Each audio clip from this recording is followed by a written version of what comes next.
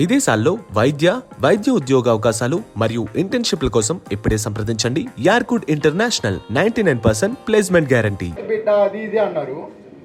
Sympathy game ఆడుతున్నాడు, రైతు అనే కార్డు వాడుకున్నాడు, అది ఇది అలా విన్నర్ అయ్యాడు అంటున్నారు. ఓకేనా? సో అయితే మీరున్నప్పుడు మీ గేమ్ కూడా చాలా మంది సింపతి గేమ్ అన్నారు. చాలా న్యూస్ కానీ చాలా ఛానల్స్ కానీ మిమ్మల్ని చాలా నెగిటివ్ చేస్తా, ఒక సింపతి ప్లేయర్ అన్నారు, ఒక సింపతి బిడ్డ అని మిమ్మల్ని కూడా అలా పోర్ట్రే చేశారు. సో దాని మీద మీరు ఏమంటారు? మన వాళ్ళు ఏంటంటే ఒక వ్యక్తి పైకి వెళ్తున్నాడంటే వాళ్ళ కిందకి రావడానికి ఏదో ఒక కారణం కావాలి. ఆ కారణమే సింపతి అన్న వర్డ్ అనమాట. ఒక వ్యక్తి కష్టపడి గేమ్ ఆడుతున్నాడంటే కష్టపడి గేమ్ ఆడావు అని అప్రిషియేట్ చేసే వాళ్ళు మన దేశంలో చాలా తక్కువ. వాడిని ఏదో విధంగా ఎంత కష్టపడి గెలిచినా కూడా ఏదో ఒక ట్యాగ్ పెట్టి కిందకి లాగాలి అని చెప్పి ఆ ట్యాగే సింపతి. ఆ సింపతి అన్నవాడికి ప్రతి ఒక్కడు జస్ట్ ఎంత కష్టపడి ఆడినా సింపతిని తగిలించేస్తారు అంతే. కష్టపడి గెలిచినా సింపతితో గెలిచారు, లేకపోతే కష్టపడి కప్పు గెలిచినా సింపతితో కప్పు గెలిచారు. ఆ సింపతి అనేది కామన్ అనమాట. అది బాస్ అంటే ఒక స్పెషల్ ఉంది. సో బిగ్ బాస్ 2 కానీ ఇప్పటి వరకు జరిగిన అన్ని సీజన్స్లో కానీ ఈ సీజన్లో ఎప్పుడు లేని విధంగా అమర్దీప్ ఫ్యామిలీతో వస్తున్నప్పుడు అటాక్ జరగటం కానీ దాడి జరగటం కానీ ఇదంతా కూడా చాలా ఇదైంది. సో హౌ యూ రియాక్ట్ అవుతుంది? నేను ఆల్రెడీ దానికి నా సోషల్ మీడియాలో రెస్పాండ్ అయ్యాను, చాలా పెద్ద పోస్ట్ పెట్టి. సో ఆబ్వియస్లీ బిగ్ బాస్ అనేది లోపల ఎన్ని స్ట్రాటజీస్ జరిగినా అది లోపల వరకు మాత్రమే. అంటే బయటకు వచ్చిన తర్వాత వాళ్ళందరూ ఫ్రెండ్సే. ఎత్తులు చూసి నిజంగానే అనుకున్న ప్రజలు మోసపోతున్నారు తప్ప వాళ్ళు బాగానే ఉంటున్నారు. సో బయటకు వచ్చి అదంతా నిజమే తిట్టారు అనుకుని బయట వాళ్ళ వెహికల్స్ ని ధ్వంసం చేయడం అనేది నిజంగా బాధ కలిగించిన విషయం. బట్ బిగ్ బాసే కాదు, ఏ రియాలిటీ షో అయినా అక్కడ ఎలాంటి గొడవలు జరిగినా అది లోపల వరకే. ఇప్పుడు నా సీజన్ లో కూడా తనిష్ నువ్వు బయటకు రా చూసుకుంటాను అన్నాడు. But that is only for a game. అప్పుడు ఆ మూమెంట్ లో వాళ్ళకి ఏమనిపిస్తే చెప్తారు. బయటకు వచ్చిన తర్వాత వీఆర్ ఆల్ ఫ్రెండ్స్ అనమాట.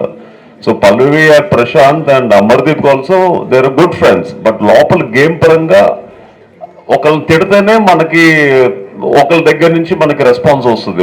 ఒక వ్యక్తి మీద మనం తిట్టుకుంటే వెళ్ళే గేమే బిగ్ బాస్ అనమాట. అంటే 24 గంటలు పొగిడితే సో ఆబ్వియస్లీ మనం వాటిని మించి పైకి వెళ్ళలేం. ఆబ్వియస్లీ తిడితేనే ఆ తిట్టులో వాల్యూ ఉంటేనే జనాలు మనల్ని అభిమానించడం మొదలు పెడతారు. నేను సెకండ్ వీక్ నా కళ్ళల్లో నిమ్మకాయ పిండిన తర్వాత అప్పుడు ఎక్స్పెక్ట్ చేశాను విన్ అవ్వాలని. అదే జరిగింది అనమాట. టాటూ ఆ టాటూ నేను సచ్చేంత వరకు ఉంటుంది. ఎందుకు తీయడం?